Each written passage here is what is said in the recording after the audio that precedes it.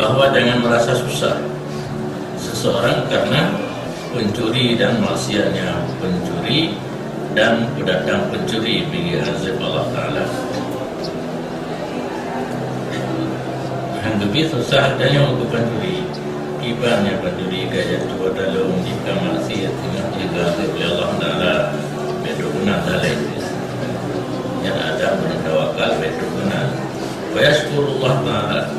Tugas dulu yang tadi tadimi menyatakan dan tawakal, syukur kepada Allah Ta'ala karena menjadi ya Allah akan seseorang itu matlum, padahal tidak menjadi ya Allah akan yang seseorang akan zalim. Yang tugasnya. Alhamdulillah Allah tugaskan ke matlum, mana juga ke zalim. Wa ja'ala dzalika naqsan fi dunya la naqsan fi dini. Dan kejadilah Allah demikian tugas di mazlum, kurang dalam bidang dunia tapi tidak kurang dalam bidang agama.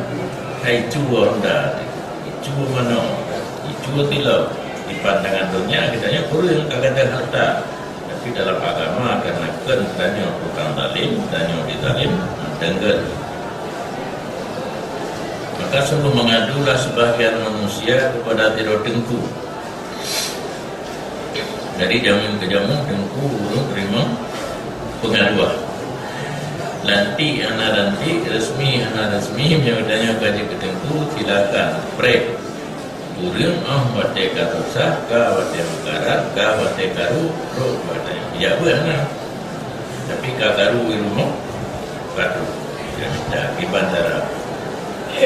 Ka karu ng saudara bawa harta karu. Dan harus siap-siap ya.